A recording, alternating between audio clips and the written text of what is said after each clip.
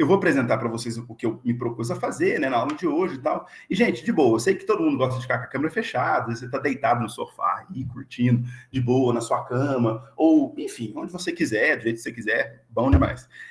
Mas fica à vontade para perguntar qualquer hora que você quiser, tá? Durante a aula. Não sei se a regra é essa, mas, enfim, acho que não tem problema, né? E aí, durante a aula, você pode me perguntar. E a gente vai fazer o seguinte, então, essa aula expositiva, primeiro momento, né, enfim, beleza, já falar sobre citologia, e aí, gente, eu vou me arriscar a falar para você aqui em 1 hora o que eu gasto, quando eu dava aula no primeiro ano, né, 6 meses, falando do conteúdo, mais ou menos, então, assim, mas eu vou tentar dar uma resumida para você aqui, e a gente vai discutir isso. Então, essa é a primeira parte da aula. Segunda parte, aí eu dou um intervalinho para você vai lá, estica as pernas, dá uma relaxada e tal, não sei o quê. E aí, segunda parte da aula, eu peguei algumas questões do Enem sobre a temática da aula de hoje, para a gente resolver junto, beleza? Juntos, né? Então, a primeira parte é a aula expositiva, né? Enfim, depois a gente resolve os exercícios que caíram no Enem e discute um pouquinho sobre eles. Fechou? Fala sim, não! Pode ser pelo chat, tá? Fechou. Fechou, muito obrigado pelo retorno, viu? Valeu. Vamos lá, então, deixa eu apresentar aqui, ver se eu ainda lembro como é que faz isso. Peraí. Ui, casca de bola. Casca de bola. Ui, casca de bola. Ui, casca de bola. Aí você vai me contar se você tá vendo, tá? Por favor. Ui, casca de bola.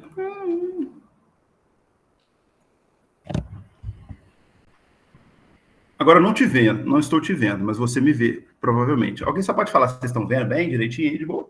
Sim, senhor. Perfeitamente.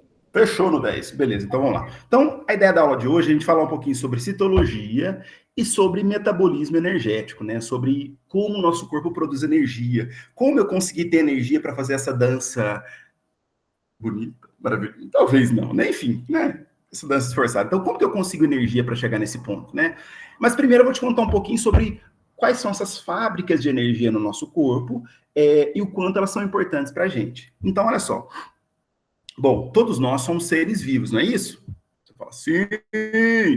Todos nós temos o quê? Alegrias, tristezas, amores, paixões, desilusões amorosas, por que não, né? Enfim, mas todos nós também, tudo isso, né? Fome, né? Mas nós temos o quê? Um negocinho chamado célula. Todo ser vivo tem célula? Aí você me fala, não, professor, nem todo ser vivo tem célula. Mas, e aí, qual é um exemplo de um ser vivo que é considerado ser vivo, mas que é acelular? Você vai me dizer vírus, isso mesmo, os vírus são considerados seres vivos, mas são seres acelulares. Mas, de uma maneira geral, todos os demais seres vivos possuem células. Uns muitas, né? Pois não? Não Ai, tá passando? desculpa, é porque eu acho que você travou na tela do Canva. Uai, sou. A gente Peraí, tá então. vendo a sua tela principal do Canva. Então peraí, uai, eu tô indo. Peraí, deixa eu ver o que vai rolar, então. Casca de bala. Eu tô apresentando a errada. Aí não rola, né? Obrigado. Peraí. Deixa eu pegar a correta aqui. Eu acho que agora vai dar certo. Foi? Afirmativo. Afirmativo. Beleza. Então tá. Então tá apresentando para vocês aí, show de bola. Beleza. Então olha só. Então todos nós temos células, como eu falei para vocês, né? Nós somos seres que temos células. E eu pergunto para você, nós temos uma célula ou nós temos milhões de células? Bilhões de células. O que você acha? Nós somos seres multicelulares. Milhões, muitas. Nós somos seres multi ou pluricelulares. E para que servem essas células no nosso corpo? Gente, eu só consigo dar aula perguntando para você, tá? Então, mas se você não quiser responder, tá tudo certo também, tá? Mas eu não consigo fazer de outra forma, tá? Eu consigo dar palestra. Então, nós temos... Professor. Pode falar, Maria Fernanda? Então pode ficar, tipo, com o microfone aberto e respondendo? Fala comigo, por favor. Nossa Senhora, preciso. Fique à vontade. Então, a gente tem muitas células, né? Inúmeras células que têm funções as mais variadas possíveis. E observem que eu estou me arriscando no Canva, né? Não é uma arte que eu domino tanto, mas vocês vão perceber uma das minhas primeiras criações, digamos assim, né? Então, assim, fica até legalzinho, mas eu vou precisar aperfeiçoar, com certeza. Mas nós temos muitas células que desempenham inúmeras funções no nosso corpo. E aí, quais são essas funções também? Respiração, digestão, transmissão de impulso nervoso, todas as funções que seu corpo desempenha, o tempo todo são feitas por células. Você aprendeu isso há muito tempo atrás, na verdade. Você viu isso no primeiro ano, mas a tia Cotinha, lá no seu 5º ano, talvez, aquela que você dava maçã para ela, né? Aquela que você, nossa, tia Cotinha. Alguns tia Cotinhas fumavam na porta da sala, não era outra época, né? Enfim. Mas você aprendeu sobre célula com ela, com certeza. E você entende que as nossas células funcionam como se fossem pequenas fábricas dentro do corpo. Tá, beleza, professor. Essa parte eu sei. Beleza, que ótimo. E aí, outra coisa que eu queria te perguntar é o seguinte: todas as células do nosso corpo, todas são iguais? Não, algumas desempenham alguma coisa e outras funções. Perfeito. Então, o que faz elas serem diferentes, Maria Fernanda, é isso mesmo, são as funções que elas desempenham. Então, você pega uma célula do seu fígado, uma célula do seu cérebro, uma célula do seu dedão do pé e uma célula do seu coração, elas são iguais? Não. Elas têm princípios básicos semelhantes, né? Algumas organelas semelhantes, mas, de uma maneira geral, elas não são idênticas, porque elas desempenham funções diferentes. Perfeito, perfeito, perfeito. E aí... então, aqui, né, uma animação de uma célula, onde você consegue observar aí várias das organelas, que nós vamos discutir um pouquinho sobre elas, mas algo extremamente importante em todas as células é que, de alguma forma, ela tem que se isolar do meio, né? Ela tem que estar separada do meio ou formando tecidos, lembra disso? O conjunto de células formam tecidos, beleza. Só que, para ela se isolar do meio, aí mais uma imagem da célula, para ela se isolar do meio, tem várias especificidades dessa célula, mais uma vez. Olha a quantidade de seres vivos que nós temos no planeta. Então, não tem como você pensar que todos têm células iguais. Tem como você pensar que eles têm células diferentes, porque têm funções diferentes, mas, ao mesmo tempo, eles formam tecidos diferentes. Então, uma célula de uma planta é diferente de uma célula de um animal, que é diferente de uma célula de um fungo e assim por diante. Beleza. Algo extremamente importante nas células é que elas são isoladas do meio, não é isso? Se elas são isoladas do meio, elas desempenham funções internas, mas precisam fazer com que substâncias entrem, substâncias saiam, substâncias participem desse processo dentro das células. Qual que é a ferramenta ou qual que é a estrutura que isola as células do meio? Ou isola a célula de uma outra célula? É a chamada membrana plasmática. Já ouviram falar dela? Acredito que sim, né? Com certeza. Para que serve a membrana plasmática? Me conta aqui no chat. O que você acha? Para que serve ela? Ou pode falar? O que você acha? Para que serve a membrana plasmática? Proteção? Proteção, só isso? Você acha que só protege, Maria Fernanda? Acho que não. Eu acho que... Como eu posso dizer? Talvez é como se fosse uma cobertura, mas não só para proteção. Beleza, beleza. Não só para proteção, beleza. Maria Fernanda, galera, vocês almoçaram hoje? Acredito que sim, né? Sim. Já almoçaram todo mundo? Beleza, então também almocei. Beleza, tô de boa. Tô quase querendo lanchar daqui a pouquinho. Tudo aquilo que você comeu, o que vai acontecer com aquela comida que você comeu? Ela vai ser digerida, não é isso? Então, nesse momento, ela está passando pelo processo de digestão. Depois que ela passa pelo processo de digestão, ela passa, né, pelo seu estômago, enfim, chega até no intestino delgado, e no intestino delgado, aquelas substâncias que você precisa delas, que você utiliza, que se alimentou, elas vão ser absorvidas. Quando elas vão ser absorvidas, para onde vão essas substâncias? Você lembra? Todas elas? Para a corrente sanguínea. E depois da corrente sanguínea, elas vão para as células. A pergunta é, como que essas substâncias entram nas células? Como que elas entram nas células? Pela membrana plasmática. Lembra de difusão, osmose? Primeiro ano você provavelmente viu isso. Mas são as formas como são os transportes através da membrana. Então, quando eu perguntei para vocês se a membrana só protege a célula, só não, porque é uma função importante, mas ela faz essa função de proteger, mas ela também permite a entrada e saída de substâncias. Que substâncias entram? Geralmente nutrientes, oxigênio, substâncias que você precisa nessa célula, beleza? Quais substâncias saem? Geralmente é o restante, o que você não precisa, gás carbônico, resquícios celulares, restos celulares, enfim, de organelas que foram digeridas, enfim. Então, a membrana plasmática permite esse fluxo, né? Esse fluxo de entrada e saída de substâncias. Perfeito. Se eu tenho entrada e saída de substâncias, ela não pode ser algo rígido, não pode ser uma parede, não tem como ser. Ela é algo firme, rígido, aliás, desculpa, não rígido, ela é algo flexível, maleável, e esse modelo que foi proposto para explicar a formação das membranas plasmáticas, né, as membranas celulares, esse modelo se chama mosaico fluido, onde você tem um misto, né, entre fosfolipídios, que são estruturas lipídios com fósforo, né, todo mundo lembra o que é um lipídio, né, fosfolipídios. O que é lipídio, você lembra? Todo mundo lembra? Primeiro ano? Lipídios são gorduras, gorduras, ceras, enfim, né? Então, a membrana é formada por esses fosfolipídios e também por proteínas, né? Que você também viu no primeiro ano. Beleza. Então, essa é a composição básica da membrana. Então, nunca pense na membrana como algo firme, rígido, mas sempre como algo fluido. E isso caiu numa questão do Enem, nós vamos discutir daqui a pouquinho sobre essa estrutura da membrana de fosfolipídios, essa estrutura fluida e assim por diante. Beleza. Bom, então já falei sobre o primeiro, a primeira parte da célula, né, extremamente importante, mas geralmente, então olha só, as células geralmente são divididas em três... Opa, levantou a mãozinha aí. Manda ver, Mariana. Por favor, do que a membrana plasmática é feita, que eu não entendi. Ah, boa. Uhum. Na verdade, as membranas celulares, de uma maneira geral, né, as membranas que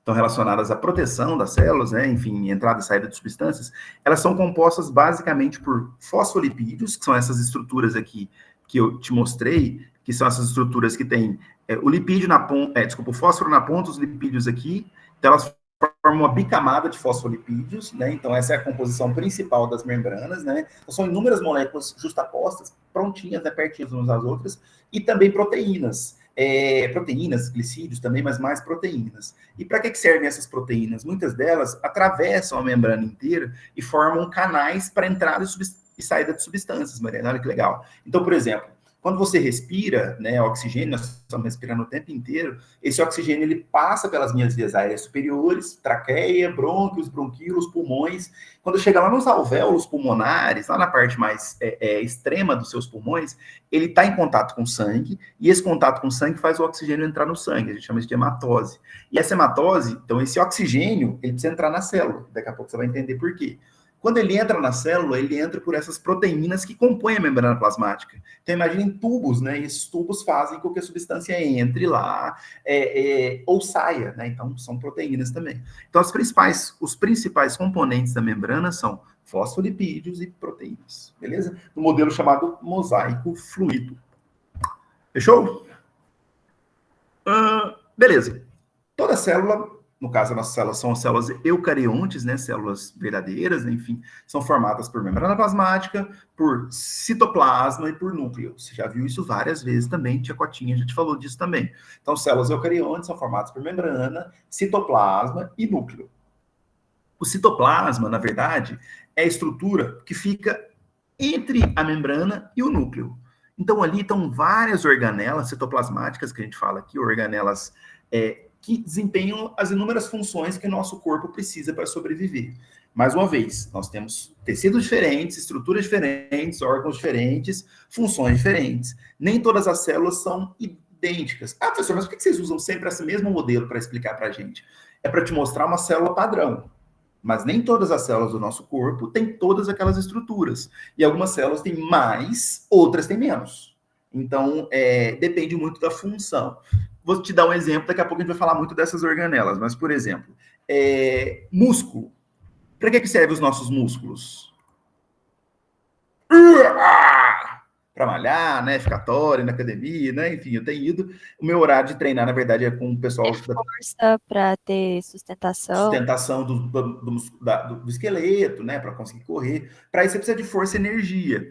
Essa energia você obtém a partir de um processo chamado de respiração celular aeróbica. Daqui a pouco nós vamos falar sobre ela. O Thales comentou aí, força, muito bem. E aí, Essa força é oriunda desse processo de respiração celular, que envolve principalmente algumas organelas, uma organela chamada mitocôndria, principalmente, vou falar dela daqui a pouquinho.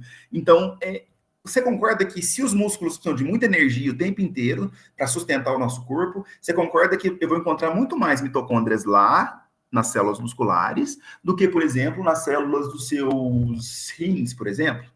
Com certeza, porque ali eu preciso de muito mais mitocôndria para desempenhar aquelas funções. Então, sempre pensem na célula como algo que você tem diferenças de acordo com as partes do corpo. Professor, por que você sempre toca nesse ponto?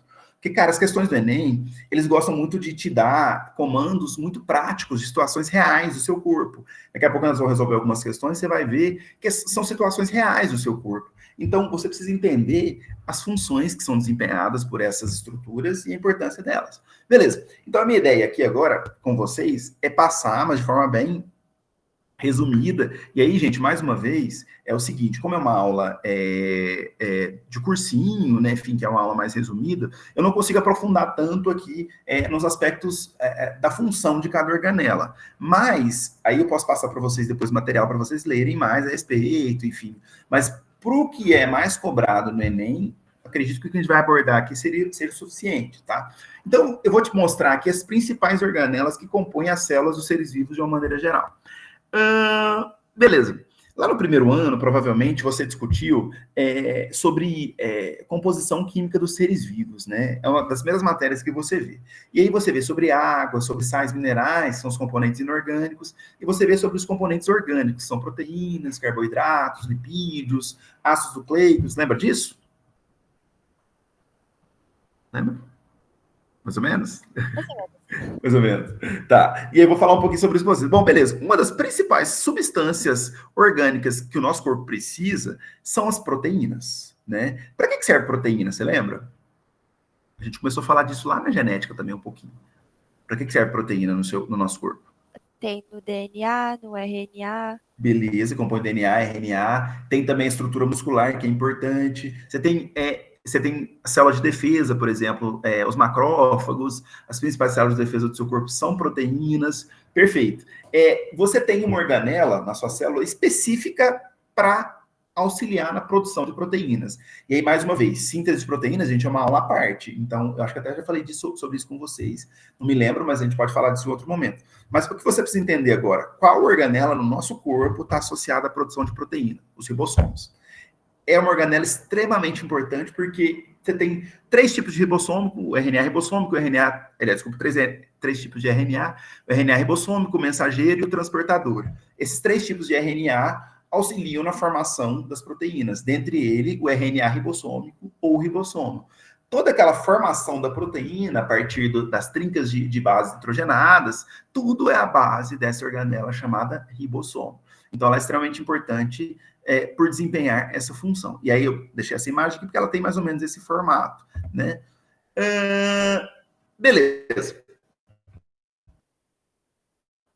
Dentre, mais uma vez, pensando no aspecto das organelas, enfim, das funções que elas desempenham, uma das principais organelas que formam o nosso corpo é o chamado complexo, formam nossas células, é o chamado complexo golgiense, ou complexo de Golgi, lembra? Então, quando você tenha estudado, o professor comentou complexo de Golgi, mas hoje a gente não usa mais chamar algumas estruturas do nome da pessoa, a gente dá uma adaptada disso, por exemplo, tendão de Aquiles, não é mais tendão de Aquiles, agora é tendão calcâneo, né, já faz um tempo. Então, a gente não usa muito mais nome de pessoas, né? Para algumas coisas isso ainda ficou, por exemplo, o ciclo de Krebs, que eu vou falar daqui a pouquinho para você, ainda está meio padronizado de chamar de ciclo de Krebs, mas beleza. O complexo golgiense são inúmeras estruturas formadas de sacos achatados, de bolsas, estruturas membranosas, que tem a ver com os processos de secreção do seu corpo. Secreção do quê, professor? De tudo. Nós somos mamíferos, não somos? Todos nós? Vertebrados, animais, vertebrados, mamíferos. Beleza. O que nos diferencia, sendo mamíferos, dos outros animais? Você lembra? A gente tem o quê? Peraí, repete a pergunta, por favor. Nós somos mamíferos, né? Todos nós. Né? O que a gente faz que outros animais de outros grupos não fazem? Mamíferos. A gente Como é que chama?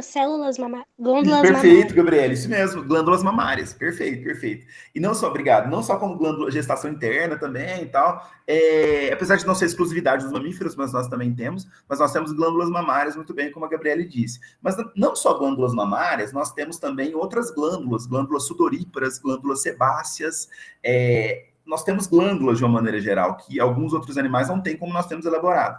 E para que serve uma glândula? Para secretar alguma substância, não é isso? Então, por exemplo, uma glândula sudorípara serve para eliminar o quê? Suor. E para que a gente elimina suor, você sabe? Professor, o que isso tem a ver com complexo Golgiense? Calma que você vai entender. Para regular a temperatura do corpo. Perfeito, para manter a temperatura do nosso corpo constante. Nós somos seres homeotérmicos, que temos a temperatura constante. Perfeito. Então, essas glândulas, como a Gabriela disse, mamárias, as glândulas sudoríparas, as glândulas sebáceas, essas glândulas são secretadas por estruturas celulares. Até serem eliminadas, né, enfim, no caso dos mamíferos, né, via glândulas mamárias, enfim, mas até ser eliminada para o meio externo, ela tem que ser secretada. Sabe quem faz essa secreção de glândulas a nível celular? Complexo Golgiense. O complexo Golgiense tem a função de secreção, então, de secretar, de liberar substâncias para o nosso corpo. E tem uma coisa muito interessante, em relação aos mamíferos, que eu falei, de glândulas, né, que nós temos glândulas sudoríparas, sebáceas, e que muitas dessas glândulas eliminam odores também. Temos glândulas odoríferas, né, nós eliminamos odores, né.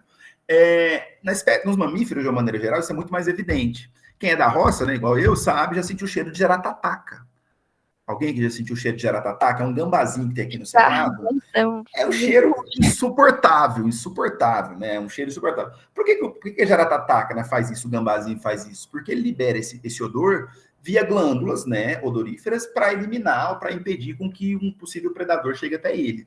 Tá, mas a nível celular daquele gambazinho, de onde saem essas glândulas? Do complexo Golgiense. Sai tudo lá de dentro, né? E aí é muito interessante porque esses gambás eliminam esses odores e tal. E para algumas espécies de animais, esses odores auxiliam no processo de encontro casual, né? Mesmo odor dois odores. Então, Thales, eu ia chegar nesse ponto, cara. Muitos animais eliminam esse odor. Muitos animais eliminam esse odor para fins de, digamos, cópula, né? Vou ser mais sutil aqui. Mas para fins de cópula, de amor, né? Enfim, para ter o processo de fecundação. Só que a espécie humana não gosta do nosso cheiro. Nós não gostamos do nosso cheiro, que a gente elimina naturalmente. Que é esse mesmo cheiro que o Thales comentou no ônibus às 16h30, né? Nossa, que coisa linda, Thiago. Que é isso? Atos libidinosos com fins reprodutivos, justamente. E aí a gente libera esse cheiro, só que nós, a espécie humana, não gostamos desse cheiro. Então a gente acabou mascarando esse cheiro, usando desodorantes, perfumes, né, para mudar esse cheiro natural. A gente não gosta do nosso cheiro original, digamos assim, né? Lembrando que todo esse cheiro veio do seu complexo Golgiense. Então, se você acha que de alguma forma os cheiros estão muito exalantes, fala, os complexos Golgiense precisa ser corrigido, né? Alguma coisa desse tipo, é extremamente salutar às vezes, né? Bom, beleza. Tá aí tudo bem, gente? Tranquilo? Sim. Beleza. Aqui, bom, já contei isso para você, mas assim, na verdade, o complexo Golgiense, então, ele tem essa função de secretar substâncias na corrente sanguínea, e essas substâncias são das mais variadas, né? Desde odores, desde substâncias que são secretadas a partir das vesículas que nós temos. Não só isso, mas, por exemplo, tem um negócio chamado plasmocitose, você já ouviu falar? Você sabia que células fazem cocô? Pru-pru? Plasmocitose, é esse aqui, ó. Não. Plasmocitose, vou escrever aqui para você. Não se preocupe com esse nome, tá? Mas as células fazem, né, cocô. O que é um cocô de célula? O que é o seu cocô? Vamos falar sobre cocô, vamos explanar mais sobre o assunto. O que é o cocô? O cocô, ou fezes, ou pru-pru. Professor, que merda de aula, hein? Sacanagem. Vamos lá. Então. Que o seu corpo não precisa. Tudo que o seu corpo não precisa. Beleza, de alguma boa, Maria Fernanda. Beleza, perfeito. E aí, as células também fazem isso. As células também liberam o que não precisa, ou que foi oriundo da digestão celular, ou que foi as organelas que foram digeridas e que não tem mais funcionalidade, tudo isso. Então, essa eliminação também é feita pelo complexo Golgiense. Professor, por que você está gastando tanto tempo com o complexo Golgiense? Cara, porque faz tempo que não cai nada sobre ele, e é uma organela importante, sabe? Então, tem um tempinho que não cai nada sobre essas funções, especificamente do complexo Golgiense. Então, eu não sei, pode ser uma aposta, mas mais para frente eu vou fazer mais apostas para vocês ainda, fiquem tranquilos, tá? Mais perto do Enem. Já que a gente falou de digestão celular, já que a gente falou de eliminar resíduos, né, de fazer cocô, né, de células defecarem, né, quem é responsável por essa função dentro da célula? Os lisossomos, né? Os lisossomos são as organelas responsáveis pela digestão celular. Então, os lisossomos, eles fazem o processo de digestão celular. Ou seja, tudo que você come que vai cair dentro da sua célula é o lisossomo que digere. E mais que isso, eles fazem a limpeza celular. Então, por exemplo, imagina que uma mitocôndria, uma organela, está ali sem funcionalidade por um tempo, enfim, e ela morreu, deixou de atuar. Esse lisossomo vai lá e faz um processo de fagocitose, já ouviu falar disso? Fagocitose é quando uma célula fagocita, come a outra, né? Então, os lisossomos fazem esse processo, obrigado, Gabriel, isso mesmo, fazem esse processo de fagocitose, então os lisossomos fazem essa digestão intracelular. A pergunta o que um calvo disse para o outro quando eles se encontraram na rua? Careca, calvo? E aí, nada contra, tá, gente? Enfim, é uma questão genética, inclusive, a gente vai falar sobre isso, tá? Mais para frente. O que um calvo falou para o outro quando encontrou ele na rua? Tô até com medo da resposta. Fala aí, gente. Nada contra, inclusive tem amigos que são. Não, eu também, eu não sei se é você, eu acho que não, viu? Vocês estão vendo o detalhe aí? Eu acho que eu não vou ser calvo, não, mas eu tenho um irmão que é. Questão genética, né? E ele não tem cabelo branco, eu tenho. Mas beleza. O que um calvo, um careca falou pro outro, gente? Nada? Sua abertura tá grande hoje? Não, mas seria uma boa resposta. Se ele for no backup, pegaram promoção. Ah, sim, teve uma promoção no Burger King. Verdade, Pietra. É verdade. Lisossomos, Ana Luísa Fonseca. Muito bem, é isso mesmo. Lisossomos. Boa, né? Muito boa. Eu sei, muito obrigado. Lisossomos, Ana Luísa, muito bem. Muito obrigado pela participação. Pela participação e por ter acertado, Ana Luísa Fonseca ganhou R$1 milhão. Não. Só passar não o tem. Pix agora. Não tem. Só passa o Pix aí. Passa o Pix aí, Ana Luísa. Obrigado. Lisossomos. Então, somos lisossomos. Perfeito. É melhor fazer piadinhas e ver a cara de vocês, gente. Assim, a cara de, meu Deus, esse cara é doente, né? Eu prefiro assim, de verdade. Mas tudo bem, vamos lá. Bom, a gente tem também organelas. Deixa eu só molhar a boca aqui, gente. Só um minutinho.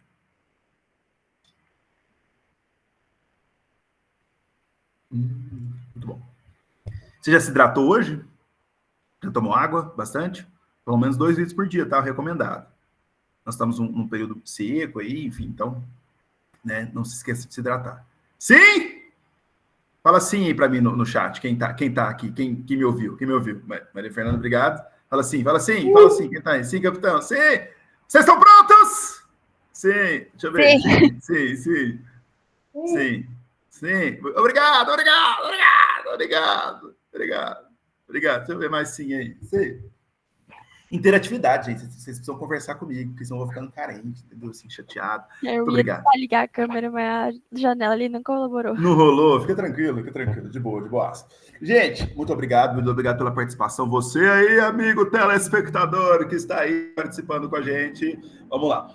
Outra organela extremamente importante para o nosso corpo também, e aí também é uma organela membranosa, são chamados retículos endoplasmáticos. E eu tenho vários retículos endoplasmáticos, vários tipos, né? Retículo liso, retículo rugoso e tal, mas geralmente eles estão associados ao processo de secreção de substâncias alinhados ao complexo Golgiense. Então, essa é a associação. Só que, por exemplo, alguns retículos, tem funções específicas, igual, por exemplo, retículo plasmático rugoso tem a ver com a formação ou com o processo também de síntese de proteínas. O liso tem a ver com síntese de alguns lipídios importantes para a digestão. Então, mas de uma maneira geral, também ele forma o complexo de vesículas, né, do nosso corpo, de organelas membranosas, que estão associadas ao processo, ou associados ao processo de secreção celular, também retículo endoplasmático. Fechou? Aí, a gente entra em duas organelas extremamente importantes, que aí eu vou falar demais delas daqui a pouquinho. Opa, mãozinha, mãozinha, mãozinha, hey! Olá, vão ter. Maria Fernanda Ferreira de Souza. Eu queria saber qual que é a diferença do retículo endoplasmático para o complexo Golgi. Perfeito. Secreção. Perfeito. Na verdade, assim, a diferença é mais bioquímica, sabe, assim, por isso que eles se chamaram de duas organelas diferentes. Mas, por exemplo, o retículo endoplasmático, ele tem uma quantidade de membranas sobrepostas menor do que o complexo golgiense, mas eles se integram na formação da secreção de substâncias. Então, tem uma diferença, assim, na composição, né, são membranas, então, como são organelas membranosas, são membranas celulares, assim como a membrana do nosso corpo, né, as membranas plasmáticas, mas são menos membranas sobrepostas, e alguns retículos têm funções específicas. Por exemplo, o retículo plasmático liso, se eu não me engano, ele tem a ver especificamente com a secreção do colesterol, se eu não me engano, de alguns lipídios específicos, acho que o colesterol está entre eles também. Então, é diferença... Não. A Giovana perguntou se o retículo faz transporte de substâncias. Não. Na verdade, quem leva essas vesículas, quem forma essas vesículas são complexos golgienses. O retículo está associado ao complexo, formando também algumas estruturas, mas ele não transporta diretamente. Quem transporta para a corrente sanguínea, para fora da célula, é o complexo golgiense. Beleza, Giovana Rodrigues de Paula Souza? Perfeito. Maria Fernanda, o que você pergunta? É tipo assim, o complexo golgiense, ele tá integrado a qualquer secreção e o retículo, às vezes, ele é específico. Isso. E aí, alguns tipos celulares, por exemplo, lembra que eu te contei que algumas células têm algumas organelas, outras não, outras têm mais, outras têm menos. Por exemplo, as células do fígado, que são células extremamente importantes para o processo de secreção, mas também de fazer o metabolismo de substâncias, as células do fígado, elas têm muito retículo liso. Né? Então, muito retículo liso para ajudar nesse processo. Já as células dos nossos músculos, por exemplo, que tem uma função muito importante para a produção de proteínas, né? Os músculos são basicamente proteínas, aí eu tenho muito do retículo endoplasmático rugoso, que é aquele que tem o ribossomo aderido a ele, entendeu? Então, tem essa diferenciação. Entendeu, Maria Fernanda? Deu certo? Entendi. Deu certo, perfeito. Nessa lógica, sobre o complexo golgiense, células do tecido epitelial que são secretoras teriam mais dessa organela. Perfeito, Juliana. Perfeito. Bom, Juliana, de qual turma? Só para eu saber, porque eu acho que você não é aluno terceiro I. Tá. Se fosse, eu saberia. Juliana, perfeito. É isso mesmo. Inclusive, aquelas glândulas que eu falei com vocês lá sobre os mamíferos, aquelas questões todas, elas são adaptações, ou na verdade, o termo correto seria adaptação, seriam variações do tecido epitelial, né? Que é o tecido epitelial glandular. Só para a gente lembrar, não sei se vocês viram ainda, mas enfim, sobre os tecidos, né, de uma maneira geral, são agrupamento de células que desempenham funções semelhantes. Então, o tecido epitelial é o tecido que está na superfície do nosso corpo, e aí ele tem várias funções, né? Proteção, formação da pele, que é um tecido morto, você tem os folículos pilosos, e uma das adaptações, uma das variações é o tecido epitelial glandular. Você tem glândulas específicas, e essas glândulas, sim, são cheias de complexo golgiense para eliminar essas substâncias, muitas vezes, no caso, as glândulas sudoríparas, sebáceas, odoríferas. Então, respondendo a sua pergunta, sim, células de tecido epitelial glandular tem muito mais essa organela, com certeza. Muito bom, Juliano. Tamo junto. Beleza. Então, seguimos. A mitocôndria, comecei a falar para vocês sobre ela. E as mitocôndrias, né? As mitocôndrias, elas são umas organelas muito importantes. E olha que massa, elas são organelas que têm DNA próprio, que têm material genético próprio. E isso é muito massa no aspecto evolutivo, né? Enfim, a gente, quando está falando da citologia, a gente fala da endossimbiose, que provavelmente as mitocôndrias foram bactérias que foram fagocitadas, né? Uma célula comeu a outra, e por algum motivo, aquela mitocôndria lá dentro, aquela célula que foi comida, né? Se adaptou a sobreviver ali dentro e começou a produzir energia para aquela célula que comeu ela. Em resumo, é essa teoria, né? A teoria da endossimbiose, é muito legal. Então, a mitocôndria é uma organela do nosso corpo que está associada principalmente à função de produção energética, que é tudo, né, cara? Que é tudo. Sem energia, a gente não consegue sobreviver. E aí, professor, mas como que a mitocôndria atua produzindo energia para a gente? Aí eu vou te contar daqui a pouquinho mesmo, daqui uns 10 minutinhos. Talvez mais um pouquinho. E aí, então, as mitocôndrias têm essa função extremamente importante, formando ou sendo uma estrutura energética de produção de energia. Só para ver se você se lembra aí, como que a moeda, né? Uma loucura, né? Massa demais, não. Essa teoria da endossimbiose, assim, na verdade, eu resumi ela chulamente aqui para vocês. Até me desculpa, tá? Porque ela é muito mais complexa que isso, enfim. Mas a ideia é essa, sabe? Mas se você pensar que você tem dentro da sua célula uma organela que tem um DNA próprio, que provavelmente foi um ser que foi comido, enfim, né? Muito, muito louco. Muito... E bonito pra caramba também, né? Mas assim, as mitocôndrias, então, elas têm essa função extremamente importante, que eu vou te contar mais para frente sobre elas. Eu vou falar uma outra coisa de mitocôndria para você também, deixa eu lembrar aqui. Tá. Não, eu ia te fazer uma pergunta. Vamos lá, vamos ver se você se lembra. No nosso corpo, a gente produz energia, né? Então, por exemplo, aquilo que você comeu no almoço, o que eu comi no almoço virou aquela dancinha horrível do casca de bala, né? Porque eu precisei de energia para isso, né? Beleza. Como que é o nome da moeda energética do nosso corpo? Você lembra? Rápido, hein? O que é isso aí? ATP, muito bem. Adenosina trifosfato, perfeito. Muitos ATPs aqui, muitos ATPs. Muito obrigado pela participação. Você ganhou R$1 milhão, né? Então, a ATP é a moeda energética do nosso corpo, mas como a gente produz ATP, daqui a pouco eu vou te contar. Mas tem a ver com a mitocôndria, tá? Uma outra, muito obrigado pela participação. Outro exemplo de organela extremamente importante são os cloroplastos. Essa nem todos os seres vivos têm, somente os seres fotossintetizantes, né? Então, algumas bactérias, cianobactérias, algas e as plantinhas, né? Os cloroplastos têm a ver com um mecanismo, uma estrutura, ou na verdade, uma função energética que as plantas têm, que é produzir o seu próprio alimento, né? A fotossíntese. Você sabe disso, gente? Desde sempre, que planta e bicho é coisa diferente, né? Talvez quando você se entende por gente, você fala, peraí, mas aquela plantinha, por que as plantas são verdes, né? Enfim, tem a ver com o cloroplasto, que é uma organela extremamente importante no processo de formação de fotossíntese, que é outro processo lindo, maravilhoso. Daqui a pouco eu vou te contar um pouquinho sobre ele, né? Beleza. Bom, daqui a pouco eu falo mais do cloroplasto, tá? Para você. Aqui só uns cloroplastos, olha que legal essa imagem, gente. Essa é uma imagem de microscopia eletrônica, onde você pega dentro das células, né? Então, lá dentro da célula, só é importante lembrar que as células vegetais têm parede celular, né? E aí, se elas têm parede celular, formada à base de celulose, mas lá dentro tem inúmeros cloroplastos que são ricos em clorofila, né? A clorofila é um pigmento verde. Por que as plantas são verdes? Porque elas têm cloroplastos com clorofila. Professor, mas toda planta é verde? Não, tem plantas que não são verdes, tem plantas que não desenvolveram essa capacidade de ser verde, ou muitas delas, alguns exemplos de plantas que não são fotossintetizantes, geralmente são plantas que são parasitas ou coisas do tipo, entendeu? Massa demais. Quem falou comigo? Maria Fernanda, manda ver. Então, nem toda planta é verde e elas fazem fotossíntese. Então, como que... É algum outro pigmento que misturou junto com os cloroplastos? Perfeito, perfeito. Até a Giovana Rodrigues aqui perguntou dos cromoplastos. Na verdade, é assim. É porque é mais comum a gente chamar de cloroplasto, o prefixo cloro significa verde, né? Então, assim, mas na verdade, o nome correto para essa organela são plastos. Por quê?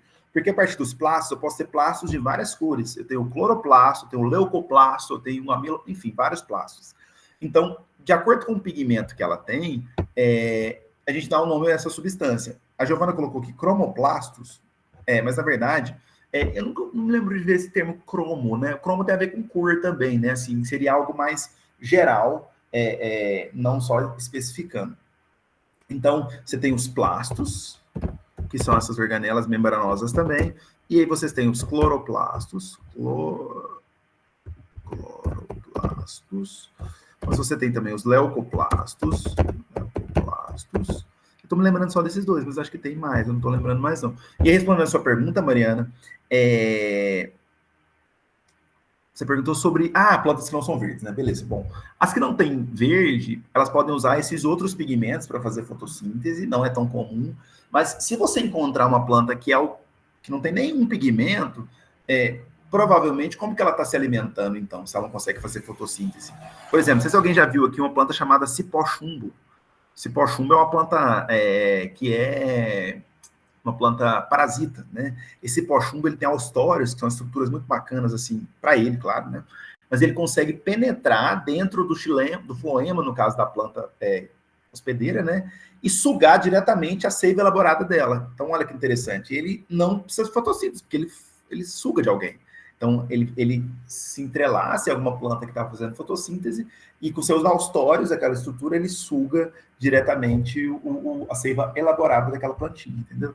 Então, geralmente, se ele não tem pigmento, ele pode ou usar outros pigmentos ou não fazer fotossíntese e ser parasita, entendeu? Beleza? Giovana, eu te respondi, era isso que você queria saber? Giovana Rodrigues, de Paula Souza. Isso. Só a coloração. Isso mesmo. Isso mesmo, só a coloração. Perfeito. Perfect. Sigamos.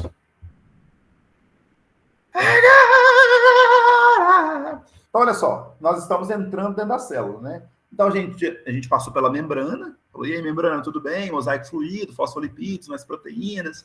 Aquele modelo mais, né? Entrada e saída de substâncias, beleza. Aí estamos nadando no citoplasma, já vimos várias organelas. Gente, só lembrando, eu não coloquei todas aqui, tá? Eu coloquei as mais importantes, beleza? Porque a gente, assim, como eu disse para vocês, a gente tem inúmeras organelas e tem várias funções. Então, assim, né? Mas, e aí agora nós vamos chegar no núcleo da célula.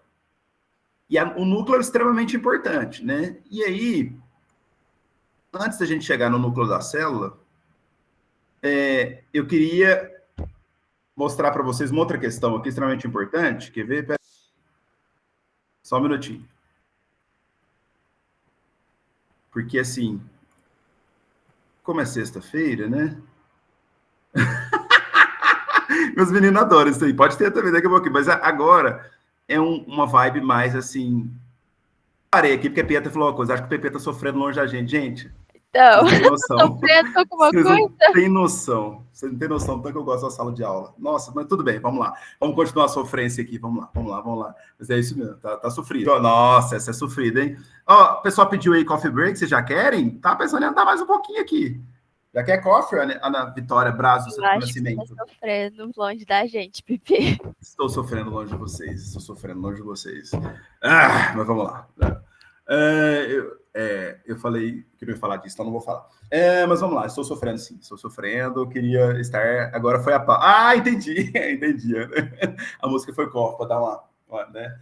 Beleza, para dar uma relaxada, né, na mente. Mas a gente volta em breve, tá? Espera.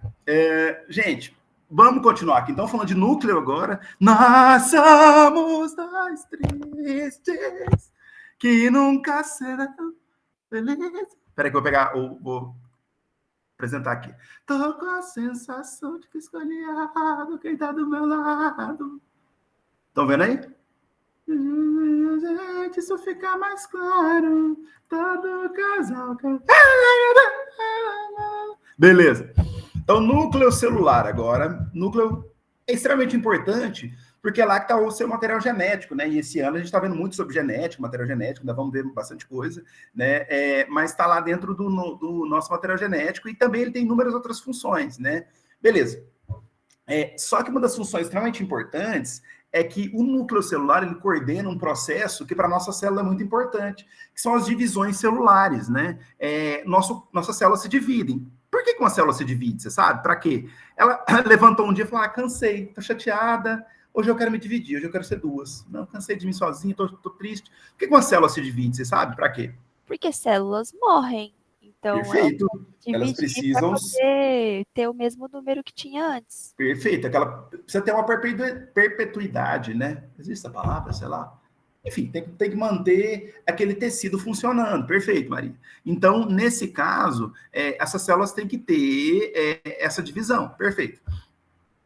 E aí, quem comanda esse processo de divisão celular dentro do núcleo celular são os cromossomos. Olha os nossos amigos cromossomos aí, falamos tanto deles, né? Quantos cromossomos, qual o número de cromossomos desculpa, padrão da espécie humana, você lembra? 46 cromossomos, isso mesmo, são 46 cromossomos, é o padrão. 23 pares, na verdade, isso, 46 cromossomos, que é o padrão da nossa espécie humana, perfeito. O que Então, é os cromossomos... 47? Eu lembro de você ter comentado numa aula que alguma coisa tinha 47.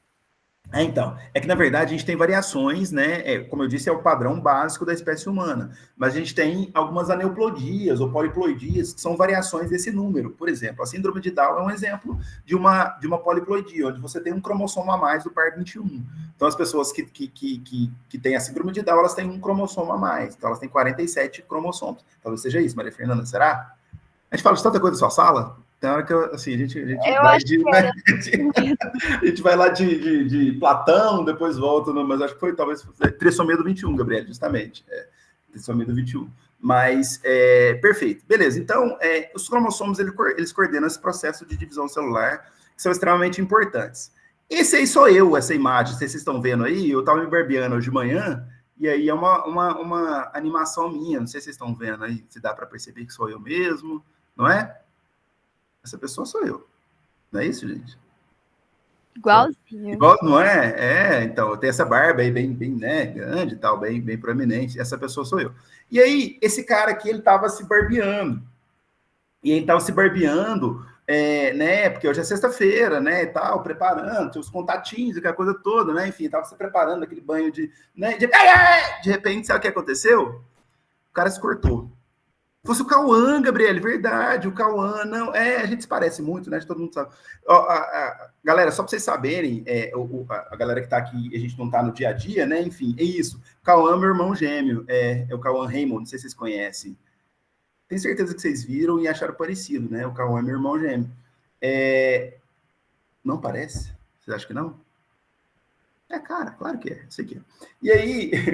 E aí, esse meu amigo aqui, ele se cortou, né? Enfim, fazendo a barba. E quando ele se cortou fazendo a barba, era um dia muito especial para ele, porque ele tinha um jantar romântico, né? E aí, naquele dia, ele estava todo assim, pensativo e tal, e ele se cortou e ele ficou muito preocupado comigo, com isso, sabe? E ele veio trocar uma ideia comigo.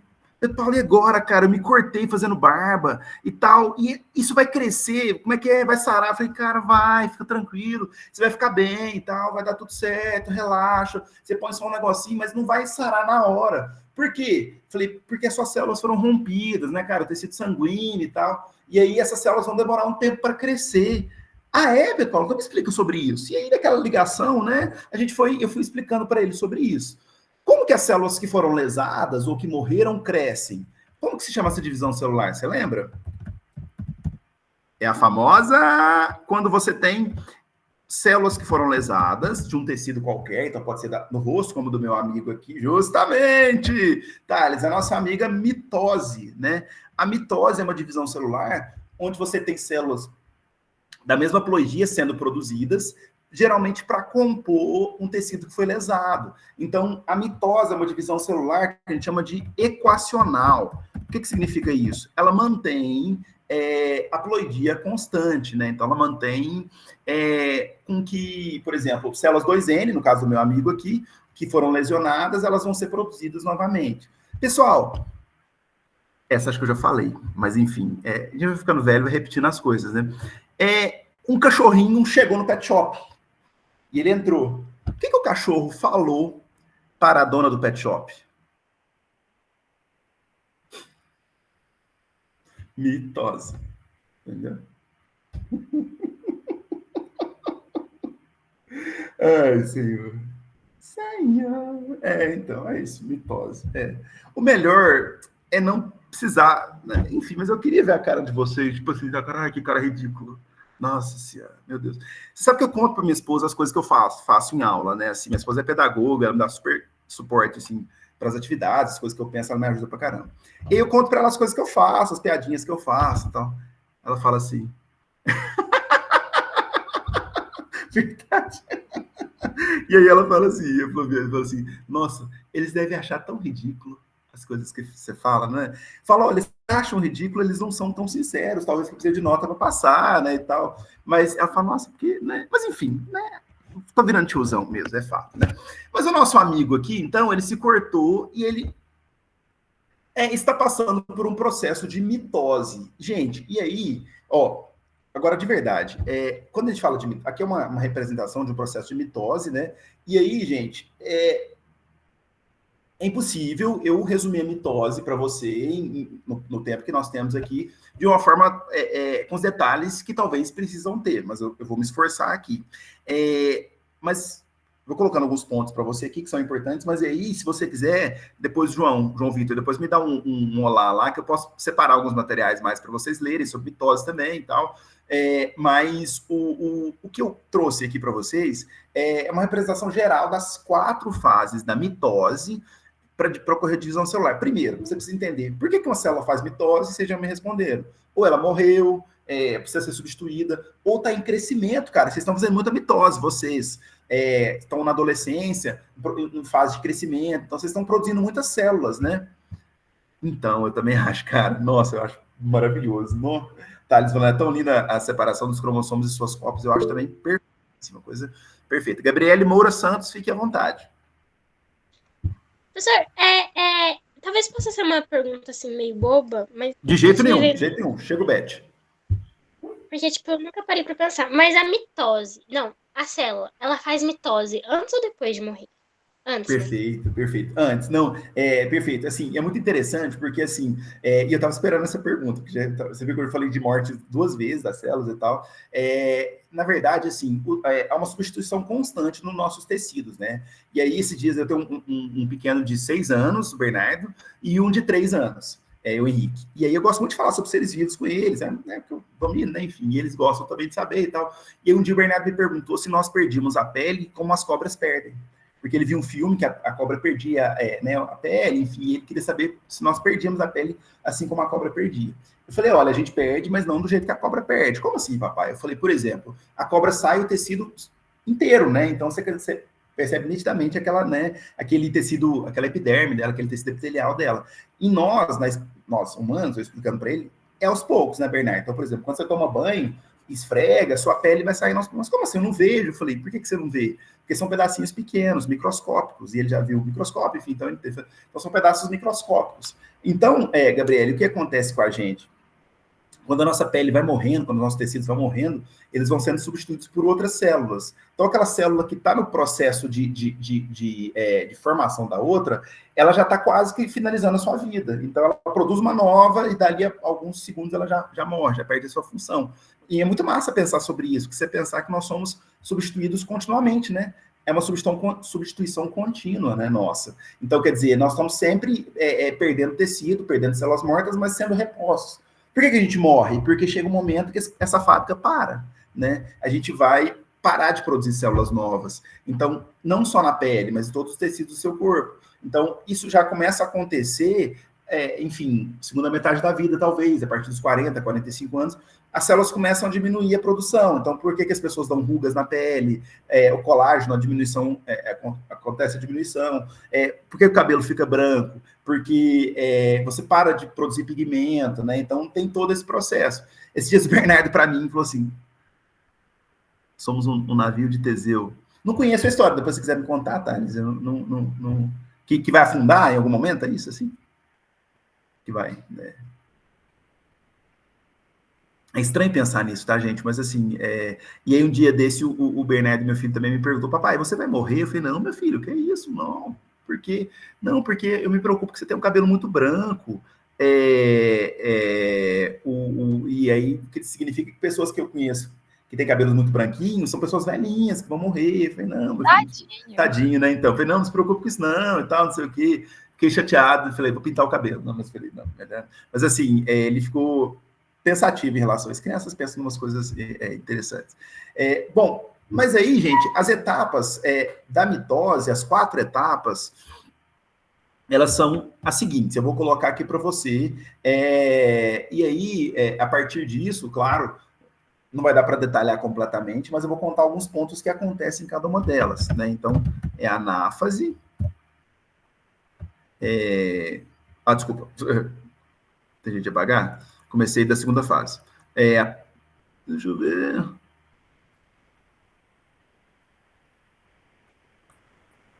Não dá para apagar, mas beleza. Prófase é a primeira, e eu vou explicar. Depois, a metáfase, que é metade. Anáfase e telófase. São as 4 fases. Então, só esquece essa primeira que eu coloquei para vocês aí, tá? Não sei se eu consigo apagar aqui, não estou conseguindo. Acho que eu não consigo, não.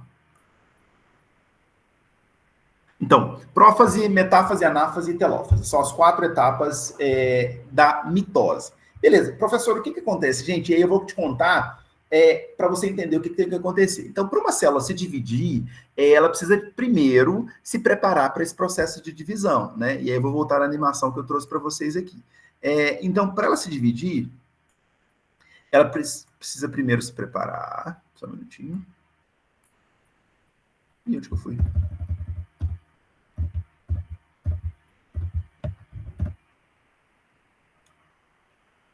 Não, passei. Então, beleza. A célula está se preparando para esse processo de divisão. Então, a primeira coisa que tem que acontecer é o seguinte: os cromossomos, eles estão na forma de material genético descondensado. Eles precisam se condensar. Por quê? Por que ele tem que estar daquela forma que nós vimos antes, o cromossomo? Porque, estando dessa forma condensada, eu consigo dividir de forma igualitária o material genético. Então, ele tem que estar condensado. Perfeito, primeira coisa. Segundo, eu preciso me preparar, então, condensando o cromossomo. Antes disso, eu tenho o núcleo celular, eu tenho todas as estruturas que estão ali, né, as organelas. Mas eu preciso eliminar essa estrutura da carioteca para que eu consiga ter o processo de divisão das substâncias. Então, beleza. Tudo isso acontece na primeira etapa, chamada prófase. Então, a prófase é a preparação para esse processo de divisão celular. A segunda fase é a metáfase. Metáfase é essa aqui, quando os cromossomos estão alinhados, vou tentar parar em cima, eles se alinham bem no meio da célula. Então, é metáfase, vem de meio, né? Então, aqui houve uma preparação prévia para o processo de divisão. Então, quando eles se separam, se colocam aqui no meio, ou se organizam aqui no meio, significa que vai iniciar o processo de divisão, onde metade das cromátides, que são parte do cromossomo, vão para um lado e metade para o outro. Lembrando que a mitose é uma divisão equacional. Aqui eu não tenho divisão da ploidia, eu não tenho mudança de ploidia. Então, uma célula 2N continua sendo 2N. Beleza. O que vai quebrar aqui é a metade do cromossomo, é a cromátide, né? Então, vai metade das cromátides para um lado, metade para o outro. Vou soltar. Quebrou a cromátide, começou o processo. Pode falar? Quem apertou? Fala, Maria Fernanda, por favor. Então, a metáfase é quando duplica, vamos dizer assim, quando já duplica. Separa. Não, a metáfase é quando ele se alinha na plataforma, chama de placa equatorial da célula. Então, é na metade. Vou voltar lá para você ver. É esse momento aqui, onde você tem... Espera aí que voltou. Vou voltar mais um pouquinho. Tudo que a célula está fazendo antes aqui é para se preparar para o processo de divisão. Então, ela descondensou o cromossomo, enfim, beleza, condensou o cromossomo, desculpa, e aí, alinhou. Essa é a metáfase. Nesse momento é a metáfase. Eles estão, tá vendo que forma como se fosse uma placa no meio, uma placa equatorial, que a gente chama, tá no meiozinho da célula. Por que ele tem que ficar ali? Porque a partir dali ele vai começar a divisão das cromátides. Mas então pode definir metáfase como? Tipo, pré-anotado. Tá. Perfeito. A metáfase é o momento onde os cromossomos se alinham na placa central, na região central da célula. Pronto. Ou seja, os cromossomos se alinharam na região central da célula. Thales, manda ver. Pepe, o momento em que os cromossomos fazem uma cópia para formar esse X aí, é na prófase? É a duplicação do DNA. É antes. É antes, é o processo prévio. Isso, é o processo prévio. Acho que eu nem comentei, né? Mas é o processo de duplicação do DNA, que acontece onde dobra, né, a quantidade de material genético para depois iniciar o processo de divisão celular. É isso mesmo, tá? Então, é o processo de duplicação de DNA. E aí, então, anterior, um pouco antes da prófase. Então, a prófase é a preparação para o processo de divisão, onde você tem a formação, a condensação dos cromossomos, a questão da quebra da carioteca, toda essa estrutura. Beleza. Segunda etapa é a metáfase, né? Que vem meio. Então, a metáfase é onde os cromossomos estão alinhados na região central da célula. Perfeito. Eles estão alinhados lá, tranquilo. E aí, a partir disso, começa o processo de divisão em si. Então, anáfase é a terceira etapa, no caso, é quando começa a migrar as cromátides. Galera, quando eu falo cromátide, todo mundo sabe o que se trata? O que são cromátides? Cromátides são essas partes que formam um cromossomo. Tá vendo que o cromossomo ele tem duas partes? Ele tem um centrômero no meio e ele tem duas partes. Essas partes a gente chama de cromátides. Na hora que eu liberar aqui, você vai ver que vai cada cromátide para um lado da célula. Olha para você ver. Olha lá, começou a migrar, tá vendo? Essa migração das cromátides aqui, dessas partes, a gente chama de anáfase, que é a terceira etapa. Essa é a anáfase, que as cromátides, ou seja, o material genético, né, que foi duplicado, tá indo parte para um lado, parte para o outro. Na hora que começa a formar duas células diferentes, a gente já chama de telófase, que é a última etapa. Michel telófase. E aí, a telófase é a última etapa, onde eu formo duas células idênticas, geneticamente idênticas. Então, vamos lá. Professor, o que eu preciso lembrar da mitose?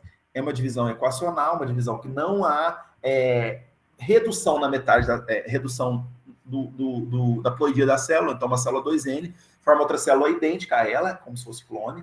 Ela tem 4 fases. Primeira fase, prófase, que é a preparação para o processo de divisão celular. Então, você tem condensação do material genético, a carioteca é rompida, toda essa estrutura. Depois eu tenho a metáfase, que é a formação da placa equatorial, de uma placa central no meio da célula, onde os cromossomos se organizam, para aí começar o processo de migração das cromátides. Essa migração dos cromátides tem a ver com um processo chamado de anáfase. Anáfase é a terceira etapa. E a partir disso, a última etapa é quando as células se dividem e reestrutura tudo aquilo que tinha sido destruído. Então, por exemplo, a carioteca das células, ela volta a funcionar. Então, todo mundo lembra o que é a carioteca, que é a membrana que tem a ver com o núcleo, beleza. Então, a carioteca das células é reformulada, eu tenho a descondensação dos cromossomos, eu tenho a organização interna de cada célula, porque a partir de uma eu formei duas agora. Então, essa estrutura toda tem a ver com a telófase, que é a quarta etapa. Beleza? Cromátide, Mariana. Isso, a Mariana falou isso. Cromátide. Com D no final. Perfeito. Beleza. Essa é a mitose. Galera, mais uma vez, como eu disse para vocês, né? Enfim, é muita informação. Então, assim, eu tô resumindo aqui, mas a gente pode marcar outros momentos, com certeza, para a gente tentar, para a gente falar mais sobre o assunto, né? Observem essa cena interessante. O que é isso, hein? O que você acha que é isso? Que esses dois animais estão fazendo nesse ambiente aí? Até peço desculpa para eles, que foi uma filmagem um tanto quanto indiscreta, né? Enfim, mas... acasalando, um acasalamento deles, justamente. E para que os seres se acasalam, hein, gente? Para que ocorre o acasalamento entre eles? Entre os animais? Para reprodução, perfeito. Quando acontece o acasalamento, geralmente esses indivíduos, né, o macho e a fêmea, produzem estruturas que promovem esse acasalamento e que depois vão produzir filhotes, enfim. Como é que chama essas estruturas? Você lembra? O que encontram o macho e a fêmea que faz formar filhotes? São os gametas, tá? Gametas. Muito obrigado, perfeito. Os gametas, beleza. Como que são produzidos esses gametas, você sabe? Eu acho que tem um outro exemplo aqui também, ó, que bonito, ó.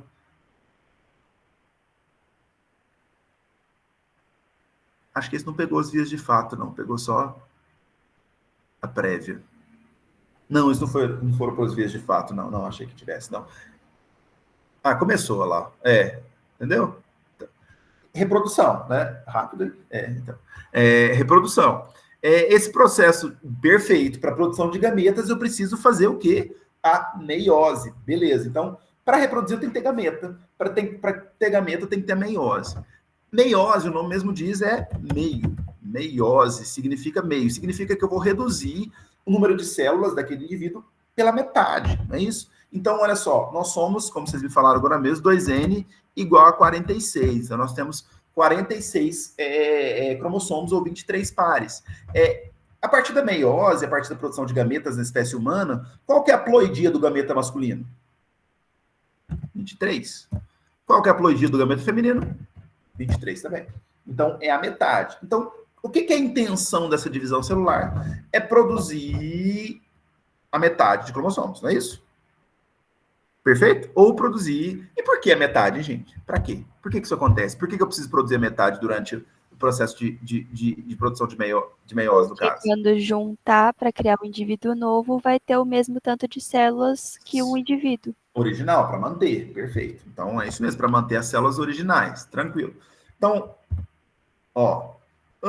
então aqui eu tenho algumas etapas da meiose, né, e da meiose 2, meiose 1 e meiose 2, né, e aí é muito interessante, galera, que assim, a meiose, ou as etapas são as mesmas da mitose, tá? Prófase, metáfase... Oi? Pois não? Quem levantou a mão? Deixa eu ver aqui. Mas a meiose, ela é produção ou ela é divisão? Ela produz gametas a partir do processo de divisão. Ela é uma divisão chamada de divisão reducional. Lembra que eu falei para você? Acho que eu já comentei isso em sala, se eu não me engano, rapidamente. Mas assim, ela divide os cromossomos ao meio, para que a produção de gametas tenha apenas metade daqueles cromossomos, né? Beleza? Entendeu, Maria Fernanda? É porque eu ainda não consegui entender. Porque, Não, assim, vamos lá. vamos pôr que na mitose, se você perdeu... Vamos colocar, se você perdeu 15 num machucado, vai fazer de novo essas 15 para Perfeito, parar. perfeito. Certo? Uhum, certo. Na meiose, eu não consegui compreender, porque assim, tecnicamente antes, você não perde nenhuma célula. Então, como que vai produzir só metade durante a divisão? Ah, entendi sua pergunta. Olha só, vamos lá. Nas espécies, de uma maneira geral, o período reprodutivo ele acontece num período específico da vida, né? Então, por exemplo, você pega mamíferos, eles têm um período que a gente chama de... como chama? A gente fala quando... cio, né? Período de cio. Então, aquele é o período reprodutivo, né? Onde vai acontecer. Beleza. A produção de espermatozoides, no caso do macho, e de ovos ou ovócitos, no caso da fêmea, ela é pontual naquele momento específico da vida. Então, eu estou ali produzindo células a partir de células especializadas. Como assim? Nós temos células chamadas células reprodutivas no nosso corpo. Quem são as células reprodutivas? São no caso da espécie humana, né, dos machos, são os testículos e da fêmea são os ovários, né? Então, tem células especializadas para a produção de gametas, entendeu? E aí, a forma de produção de gametas é que faz com que eu mantenha com que eu divida, né? Então, a gente chama de gametogênese, no caso, né? Espermatogênese para os machos e ovulogênese para as fêmeas, mas que é a mesma coisa, que é um processo de meiose que acontece lá nessas células especializadas, só lá, na espécie humana, só lá, para que ele consiga produzir células que têm a metade da ploidia da célula original. E aí, como você bem me respondeu, para manter a quantidade de cromossomos constante. Respondi sua pergunta? Eu acho que sim. Eu acho que eu entendi. Posso tentar explicar aqui para você? Pode, perfeito, fala. Então, o gameta, ele vai produzir só naquela região e naquela data específica. Naquele momento específico, isso. E assim, ele vai pegar o total que você tem e vai reduzir pela metade, mas só lá. Só lá. Uhum. Só para aquelas células específicas, agora entendeu? Eu entendi. Só para aquelas células específicas. Eu não tenho isso em outra... Tá, nós estamos falando de seres humanos, tá? De animais, de uma maneira geral. Se for entrar em plantas, é outra história, tá? Mas assim, aqui na espécie humana é isso mesmo, perfeito. Ou seja, eu tenho aquelas células especializadas, específicas, para conseguir cumprir aquela função, beleza? Então aqui eu tenho as várias etapas, prófase, metáfase, anáfase, telófase, e aqui ele chamou de citocinese, mas que eu chamo tudo junto aqui, telófase e citocinese, né? Que são as etapas da formação das células novas, muito parecido com o que acontece lá na mitose, desculpa, né? A diferença é que aqui, no processo de anáfase, eu não tenho divisão ou separação das cromátides, eu tenho separação dos cromossomos. Então, cromossomo para um lado, cromossomo para o outro. Eu tenho a divisão pela metade. E algo que acontece aqui na meiose, que é muito, muito importante e essencial e fundamental, é que é o seguinte, aliás, na meiose, eu tenho um evento chamado de crossing over, já ouviu falar? Ou permutação, crossing over, que tem a ver com a diversificação na formação de gametas. Ou seja, vou dar um exemplo simples para você. Quem tem irmão aqui, se não for irmão gêmeo, vocês são extremamente idênticos, iguaizinhos? Mesmo sendo filhos do mesmo pai e da mesma mãe? Não. Por que vocês não são idênticos? Porque vocês foram produzidos em fecundações diferentes. Que sacanagem, velho. Vocês foram produzidos em fecundações diferentes. Então, cada fecundação, cada produção de gametas tem um crossing over diferente. O que é esse crossing over? É quando quando os cromossomos trocam pedaços, trocam partes deles. E aí, por que isso acontece? É uma aleatoriedade. Isso faz com que algumas características que estão em você talvez não estejam no seu irmão. Por quê? Porque nesse momento de produção de gametas, com o chamado crossing over, né, que é algo fenomenal, extremamente importante, e caiu no Enem uma vez, né, falando sobre justamente essa permutação, né, que acontece na meiose, faz com que o mesmo homem produza gametas de um jeito, numa ejaculação, e semana que vem produza outros gametas. Então, se ele fecundar nessa semana, na semana que vem, talvez mulheres diferentes, né, enfim, nesse caso, provavelmente, né, você vai ter espermatozoides diferentes, não são os mesmos. Então, isso acontece na meiose 1, e é extremamente importante, principalmente no caso na prófase aqui. Então, isso é extremamente importante quando você fala no processo de divisão celular. Maria Fernanda, diga. Então, tecnicamente, se não fosse isso, se um casal tivesse 4 filhos, seria tudo igual? Perfeito. Seriam todos iguais. Todos idênticos. Geneticamente idênticos. Olha o quanto o processo evolutivo, né? Enfim, é perfeito no sentido de você entender, e não só o processo evolutivo, né? Enfim, quem é meu aluno sabe que eu não tenho problema em falar que quanto mais eu estudo biologia, mais eu entendo que você tem um ser superior que coordena todas as ações, não tem outra explicação, pelo menos para mim, né? Mas isso é uma outra discussão. Então, assim, você teria 4 irmãos idênticos, né? E, obviamente, será que seria interessante do ponto de vista de diversidade genética da espécie? Pensa comigo. Se todos os casais tivessem filhos idênticos, eu teria 3 irmãos, nós somos 3 irmãos idênticos. A diversidade genética ia ser muito menor no planeta Terra, então a gente teria uma série de questões aí envolvidas também, né? Galera, beleza, então aí eu tenho a meiose 1, que é essa etapa de redução, e a meiose 2 é uma etapa de proliferação, muito parecido com a meiose. Vamos lá, vou repetir. A meiose é dividida em meiose 1 e meiose 2. A meiose 1 é a etapa que reduz os gametas, né, ou reduz a ploidia, e a meiose 2 ela é muito parecida com a mitose. Por quê? Porque ela é um processo de proliferação apenas, de crescimento celular. Então, primeiro eu reduzo, né, na meiose 1, e depois eu prolifero as células na meiose 2. Beleza? Galera, para a gente seguir, deixa eu ver o que tem aqui, que aí eu entro... aqui as principais diferenças, né, entre mitose e meiose. Eu falo aqui, no caso da prófase, que eu tenho as cromátides, e aqui na meiose eu tenho os cromossomos sendo migrados. Aqui eu tenho a questão do crossing over também, que eu comentei com vocês. Na metáfase eu tenho os cromossomos se alinhando na placa equatorial, aqui também na meiose. Só que a diferença é que na anáfase e telófase eu tenho a migração de cromátides irmãs, e aqui eu tenho a migração dos próprios cromossomos, formando novas células que são uma ploidia diferente. Galera, antes de eu começar a falar nós estamos aqui desde 1h40, né? Então eu sei que o nível de atenção de vocês já vai diminuindo, com certeza. Então, como o pessoal havia me dito, né, da organização, vocês têm um intervalinho, não é isso? Para vocês darem uma relaxada e tal, e eu também aqui pegar o meu cafezinho ali, e a gente volta daqui 15 minutos, pode ser? Pode ser. Pode ser? Tranquilo? Pessoal da organização aí também, de boa? Certo? Então, tranquilo. Então, 15 minutos, 10 minutos? Quanto tempo? Ainda tem bastante coisa para falar. Pode ser só 10, pode ser só 10 na minutinhos? verdade, você quem sabe, porque, na verdade, o intervalo a gente iria fazer no presencial. Então, você que manda. No online, a gente não está colocando não tempo tá colocando de intervalo. não? Legal. Então, não, você beleza. que manda. Beleza. Não, então tranquilo. É só porque, assim... É muito, muito normal a tensão da gente diminuindo, né? Assim, para a gente. Então, assim, vamos fazer um pequeno intervalinho aqui. Não, na verdade, intervalo não. Uma performance aqui. Peraí, que eu vou ter. Pediram o Michael Jackson aí. Peraí.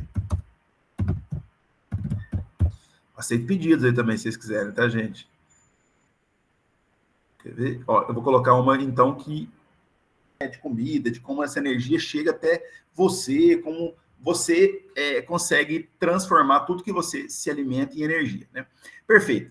E aí, as principais fontes de energia do nosso corpo, basicamente, são os carboidratos, né? Mas até virar carboidrato, a gente precisa de fazer, né, uma série de processos, enfim, né? De que esse alimento se torne, de fato, a ATP que vocês me responderam agora. Então, como que eu vou fazer para que esse alimento se torne energia? E aí, no nosso corpo, ou nos seres vivos, de uma maneira geral, tem vários mecanismos que eles usam que nós usamos, né?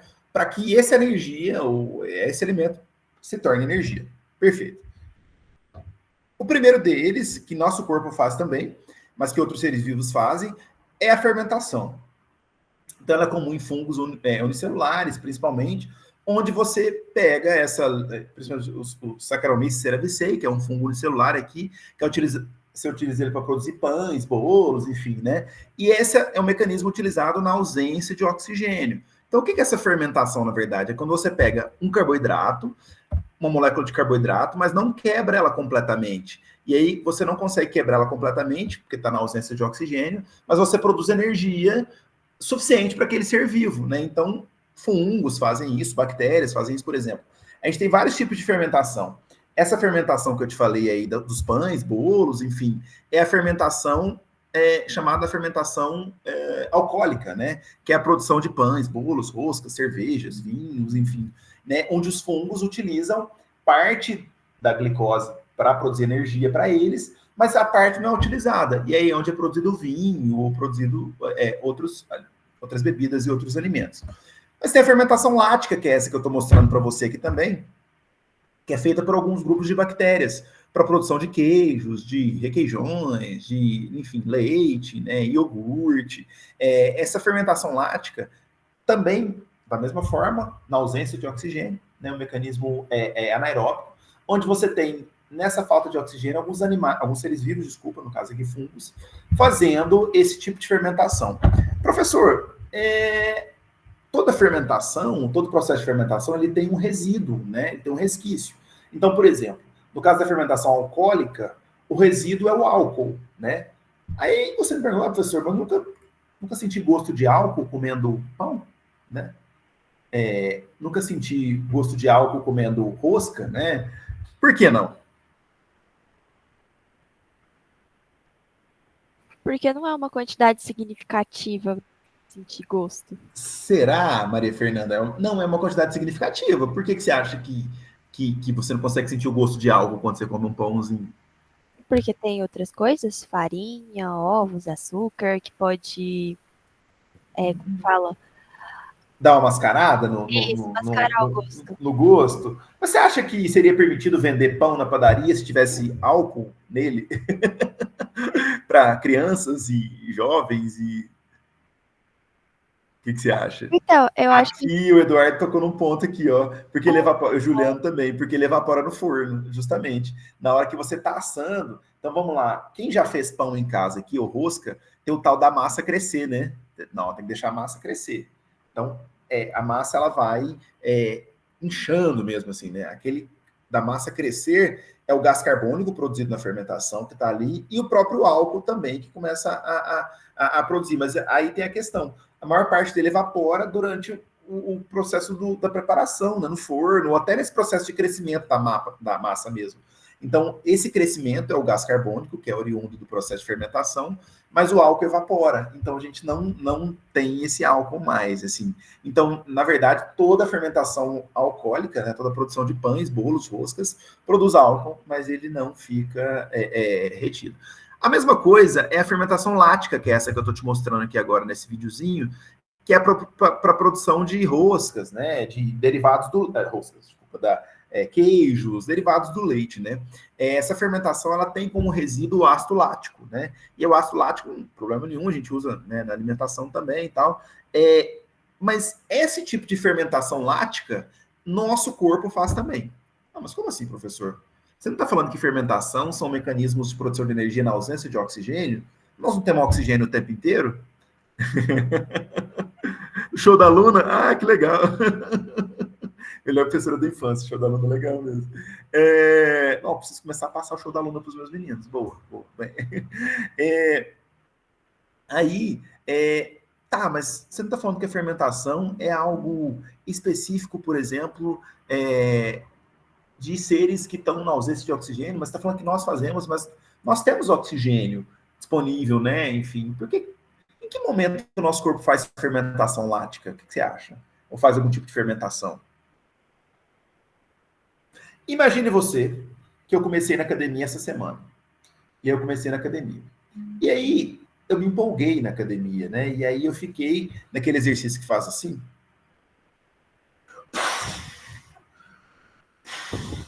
Eu fiquei durante 15 minutos fazendo ele, né?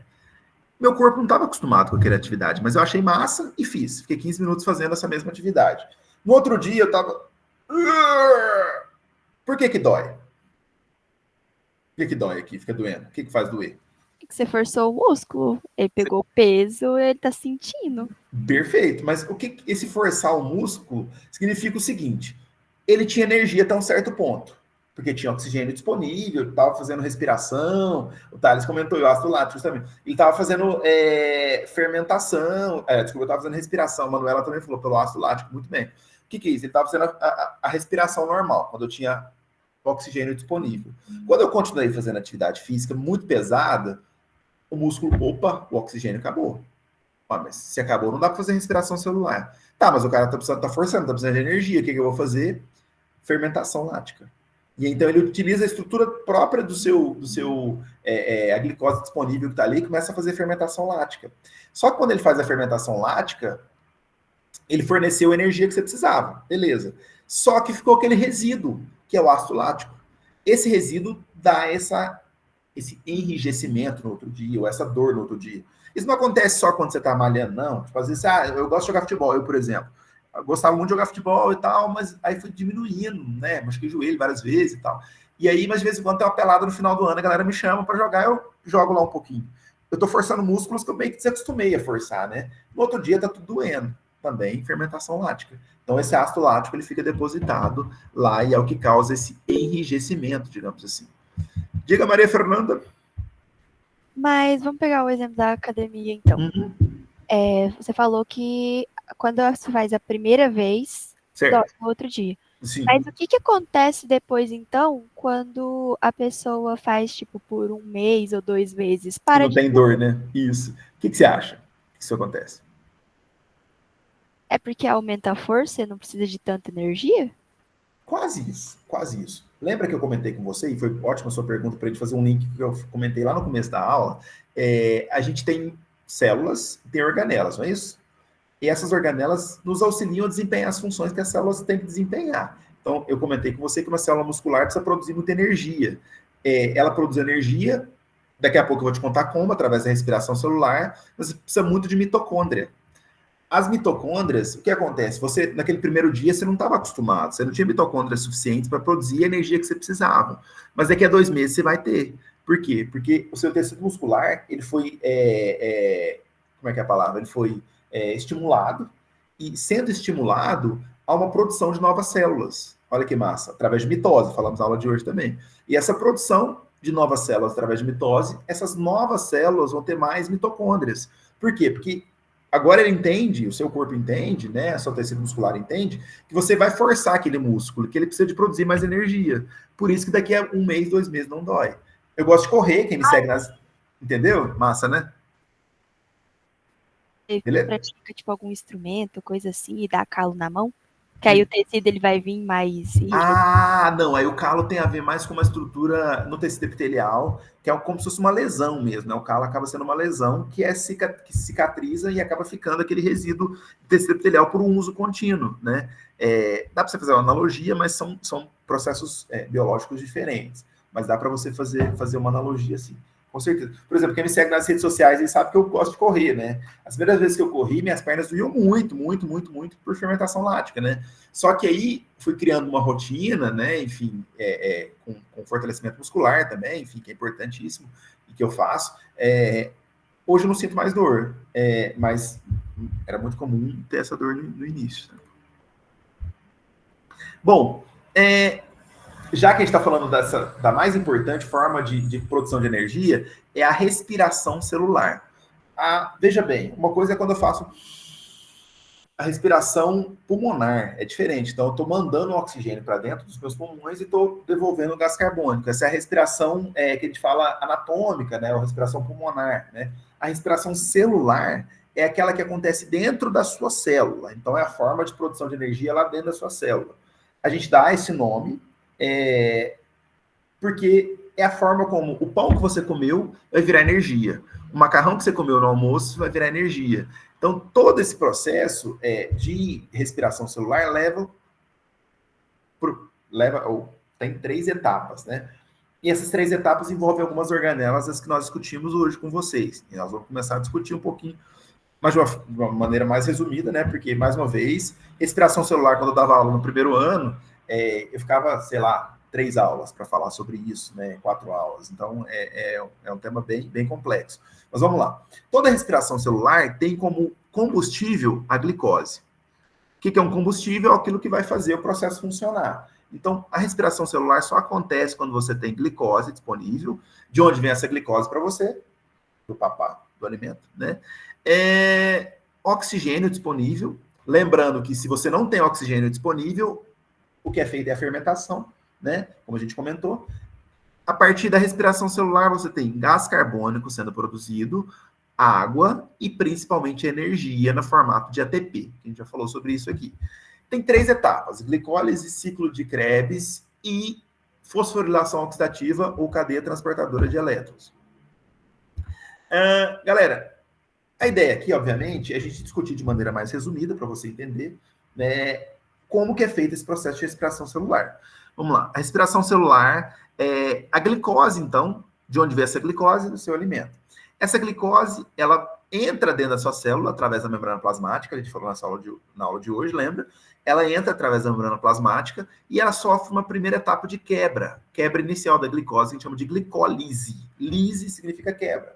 Então, aqui é feita uma quebra inicial da glicose em várias substâncias, enfim. E nessa etapa já são produzidas 2 ATPs, que vêm aqui para o final. Beleza. Essas 2 ATPs iniciais, elas são extremamente importantes, daqui a pouco a gente vai falar mais sobre elas, mas essa molécula de glicose também é reduzida e formado estruturas chamadas de NADs e FADs, que são estruturas reduzidas, que são moléculas químicas. Esse NAD e esse FAD vão entrar para dentro da mitocôndria. Agora nós estamos aqui na mitocôndria, que é aquela organela importante que nós falamos, na matriz mitocondrial. Ou seja, dentro da mitocôndria. Lá dentro acontece uma série de reações químicas, que a gente chama de ciclo de Krebs, ou ciclo do ácido cítrico, onde essas reações químicas vão reduzindo o número de elétrons, vão retirando o número de elétrons dos NADs e FADs, e a partir desse momento também são produzidas 2 ATPs, 2 moléculas de energia. Beleza. A partir dessa redução e esse processo todo, elétron é energia, né? Energia é carga negativa, lembra disso? Prótons e elétrons, você deve ter visto sobre isso também, no primeiro ano na química. Esses elétrons que são retirados aqui do ciclo de Krebs, eles entram na terceira etapa, chamada de fosforilação oxidativa, ou cadeia transportadora de elétrons, ou cadeia respiratória, e esses elétrons, à medida que eles vão passando por dentro das cristas da mitocôndria, vai passando aqui por dentro, passando, eles vão deixando a energia deles lá. E eles vão ficando cada vez mais carregados, deixando essa energia. E essa passagem dos elétrons as cristas mitocondriais é que formam as ATPs restantes. Então, em média, a gente produz aí 32 moléculas de ATPs por uma molécula de glicose. Então, aqui eu resumi de uma forma muito rápida para você como a glicose vira ATP. Professor, essas etapas todas são cobradas de uma maneira tão com detalhes, com todos. A gente vai fazer algumas questões, não é nem se der tempo, mas se não der, também está lá para você disponível com o gabarito. Esses detalhes não são tão cobrados assim. Você precisa entender de uma maneira geral o processo, saber como que ele acontece, para depois você saber como é a produção de energia. Então, esse é o processo do metabolismo aeróbio, né? Então, o oxigênio é extremamente importante. E por que o oxigênio é importante? Porque ele é o aceptor final de elétrons. Na hora que esse elétron passa aqui pelas cristas mitocondriais, cheio de energia, o oxigênio resgata ele e consegue fazer ele produzir o ATP. Então, é ele que faz esse processo todo, é ele que finaliza o processo. Então, sem oxigênio, nós não temos a produção de ATP e a respiração celular como a gente entende. Ó, eu sei que foi resumido, mas deu para entender? Vocês têm alguma dúvida aí? Eu não consegui entender muito bem como que funciona. Na verdade, é bem complexo. Assim, o processo é bastante complexo. Você precisa entender pensando em Enem, assim, e tal. Se você for para a faculdade da área das biológicas, aí é uma outra história, você vai ter que conhecer esse ciclo do início ao fim, né? Se você for para medicina, fisioterapia, enfim, enfermagem, medicina veterinária, agronomia, enfim, a galera cobra muito. Mas o que você precisa entender aqui? A respiração celular tem 3 etapas: glicólise, ciclo de Krebs e fosforilação oxidativa. Essas 3 etapas, a primeira etapa, a glicólise, ela é na ausência de oxigênio, acontece no citoplasma, né? Beleza. A segunda etapa, ciclo de Krebs, são várias reações químicas para produzir ATP. E a etapa final, que é a cadeia respiratória, fosforilação oxidativa, ela tem a ver com a produção final de ATPs. Então, é a partir daí que você tem a produção final de ATPs. Bom, se você entender essas 3 etapas, que tem essas 3 etapas, e onde elas acontecem, a maioria das questões você vai conseguir resolver. Daqui a pouco a gente vai fazer algumas delas para você ver. Então, Maria Fernanda, daqui a pouco tem uma questão sobre isso, se eu não me engano, na listinha, que eu vou fazer ela com vocês para a gente discutir mais sobre o assunto de uma maneira mais prática, tá? Só vou mais rapidinho aqui, porque agora a gente vai falar sobre a fotossíntese, que é extremamente importante, né? Que é onde as plantas conseguem produzir energia, né?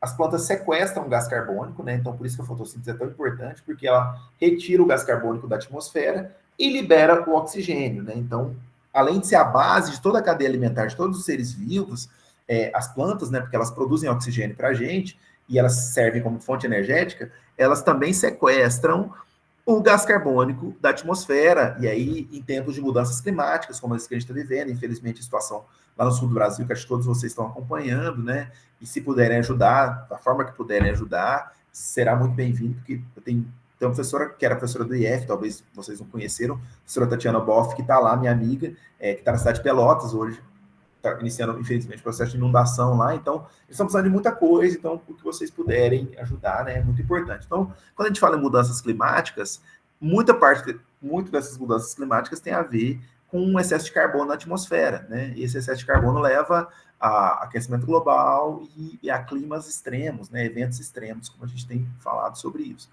E a fotossíntese, né, a vegetação é extremamente importante para equilibrar esse processo. Então, muito do que acontece em vários lugares do mundo, e também no Rio Grande do Sul, infelizmente, tem a ver com desmatamento, com perda de vegetação, com essas questões todas que nós vamos discutir mais para frente. Beleza. Mas a fotossíntese ela é extremamente importante, por quê?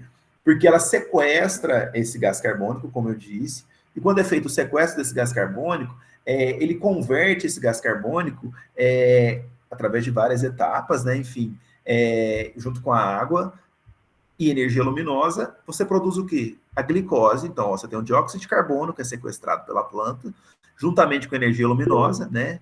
E a partir daí, você transforma tudo isso em glicose, que é um açúcar, e o oxigênio, que é extremamente importante para a gente. Maria Fernanda, fica à vontade. Tem a ver com o ciclo do nitrogênio também?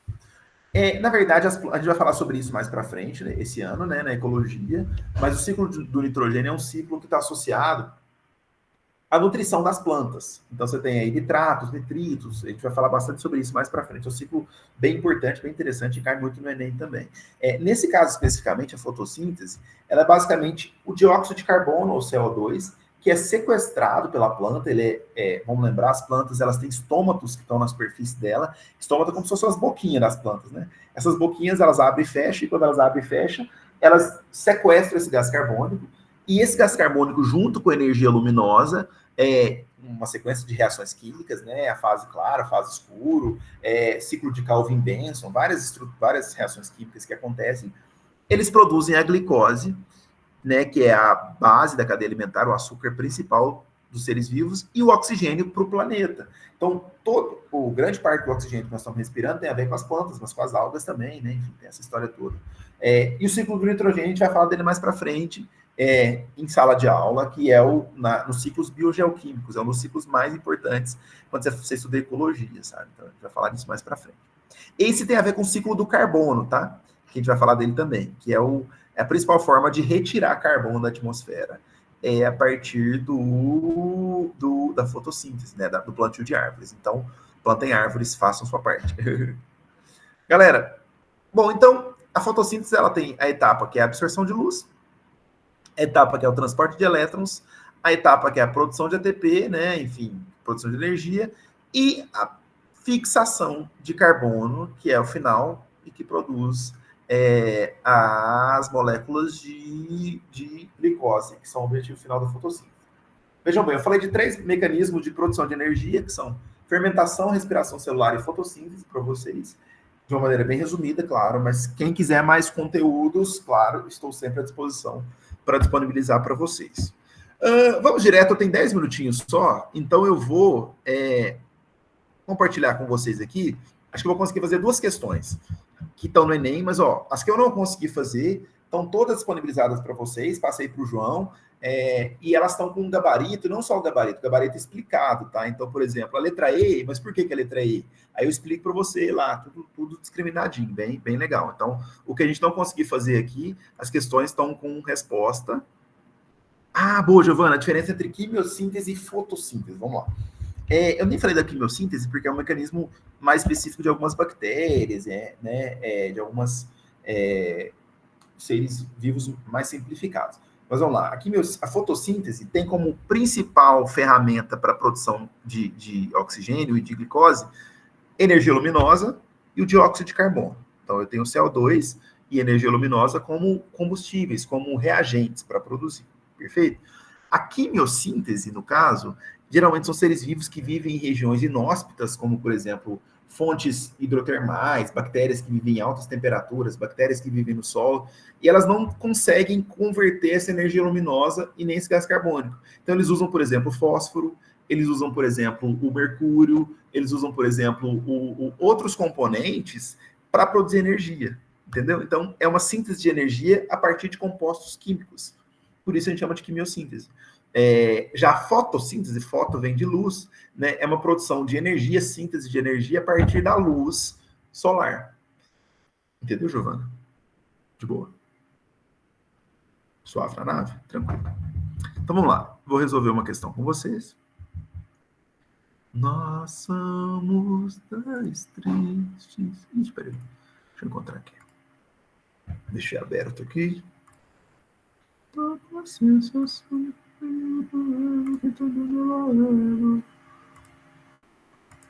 Aí vocês me falam se essa aqui é a lista que eu disponibilizei para vocês.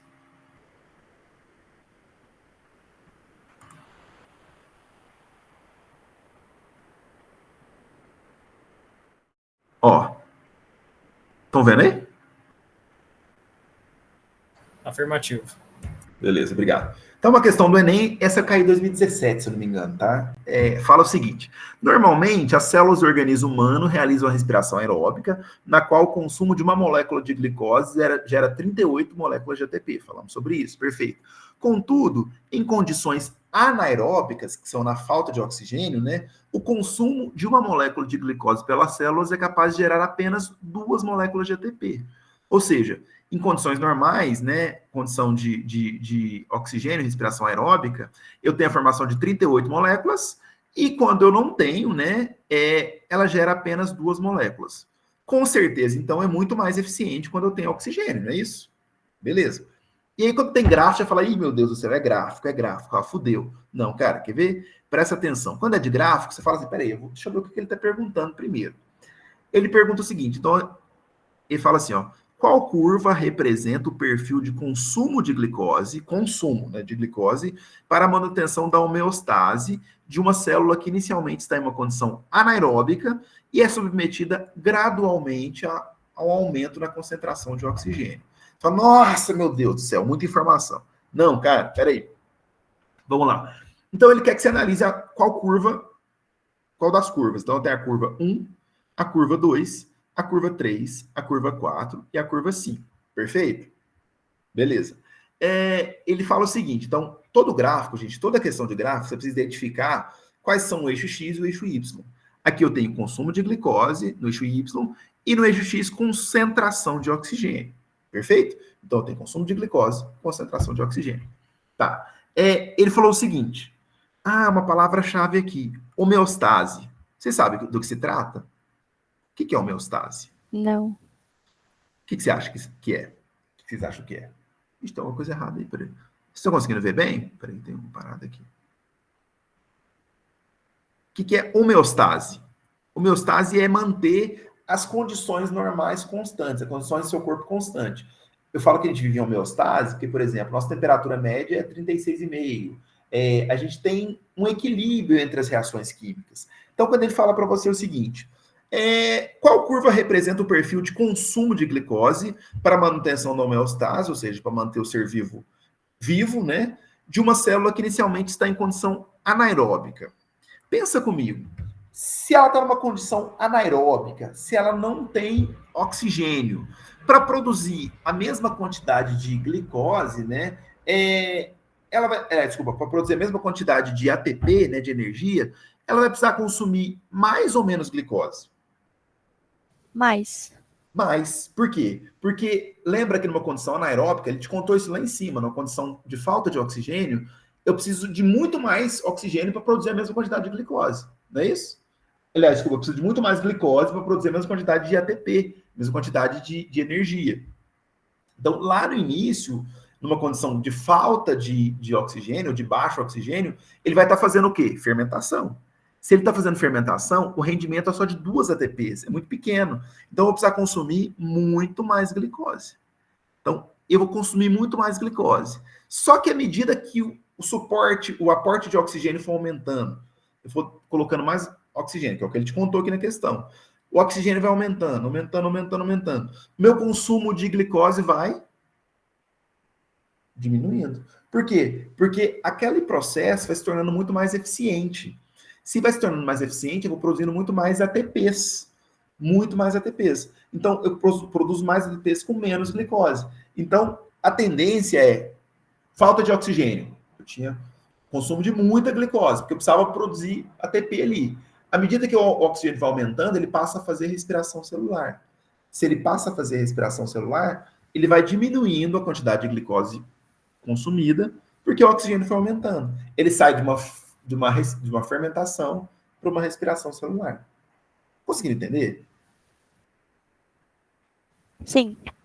Então, quer dizer, essa diminuição beleza? Então, ótimo. Então, qual curva representa o perfil de consumo de glicose para a manutenção da homeostase de uma célula que inicialmente está numa condição anaeróbica e é submetida a um aumento gradual da concentração de oxigênio? É a 1? Não. É a 2? É a 3? É a 4? Ou é a 5? Letra E, 5. Letra E, 5, perfeito, porque eu tinha aqui um grande consumo de glicose que foi diminuindo à medida que o oxigênio foi aumentando. Beleza? Então, resposta letra E, de esfirra. Vou fazer a última aqui e libero vocês, tá?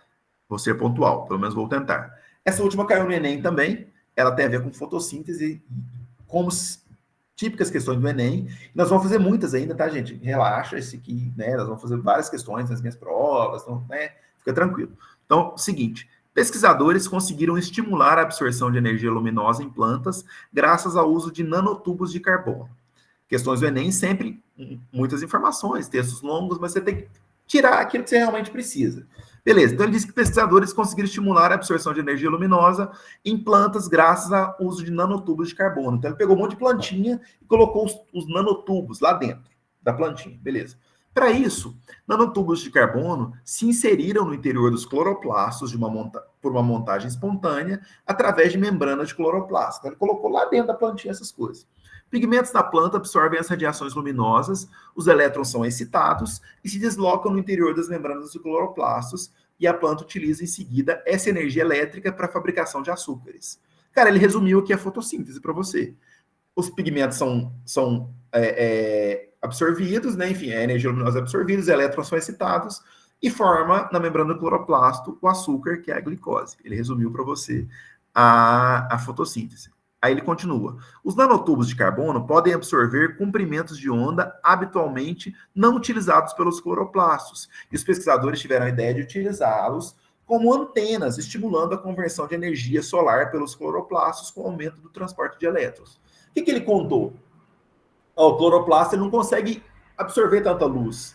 Quando eu coloco esse nanotubo, ele vai aumentar a absorção dele. Se aumenta a absorção dele, significa que ele vai absorver mais energia luminosa. Se ele absorve mais energia luminosa, ele consegue fazer mais o quê? Mais fotossíntese. Beleza? É isso que ele te contou aqui.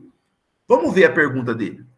O aumento da eficiência fotossintética, ou seja, ele está afirmando que aumentou a eficiência de fotossíntese, ocorreu pelo fato de os nanotubos de carbono promoverem diretamente a utilização de água?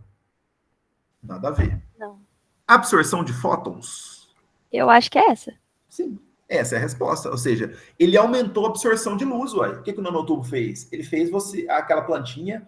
Então, você pegar a plantinha A com nanotubos e a plantinha B sem nanotubos, a com nanotubos conseguia absorver 100 comprimentos de onda. E a 100 nanotubos conseguia absorver, sei lá, 80. Então, a eficiência de absorção foi muito maior. Por isso, a resposta é a letra B, de bolo de chocolate. Com calda quente, né? Bem furadinho, que cai assim, aquela coisa toda. Gente, vou fazer 2 questões para ser par, né? E aí, a gente termina por aqui. Tá dando fome, né, Gabriela? Gabriela, então. A gente termina por aqui. Queria agradecer a presença, a paciência de vocês, né? Eu falo muito, né? Como sempre, foram 2 horas muito prazerosas para mim, espero que tenha sido para vocês também. Para quem não me conhecia aí, em sala de aula, né? É muito prazer, mas nós vamos ter outras oportunidades ainda, tá? Galera do terceiro C, do terceiro E, do terceiro F, que eu não trabalho diretamente esse ano, mas a gente vai ter outras oportunidades ainda. E para a galera do terceiro A, terceiro B e do terceiro D, saudades. Saudades pra caramba. Mas é isso. A gente se encontra por aí. Uma pena ser palmeirense. Não tem jeito de ser perfeito. Tô brincando. Mas obrigado, gente. Professor, pela aula. Eu que agradeço a oportunidade. João Vitor, queria agradecer ao João Vitor em nome de toda a comissão e do IFEP, né, do cursinho 2024, pelo convite. Contem sempre comigo, sempre que eu puder, eu vou estar à disposição, né? Enfim, espero que em breve a gente se encontre aí, beleza? Eu também, Ana Vitória, vai ser massa. E aí, segundo semestre, quando vocês precisarem, podem contar sempre comigo. Adoro esse projeto, adoro o que vocês fazem, adoro o protagonismo de vocês como estudantes. Beleza? Volto. Por mim, eu voltava amanhã. Mas tudo bem, vamos lá. Gente, obrigado vocês, viu? Um beijão. E é isso, a gente se encontra por aí, tá? Obrigadão.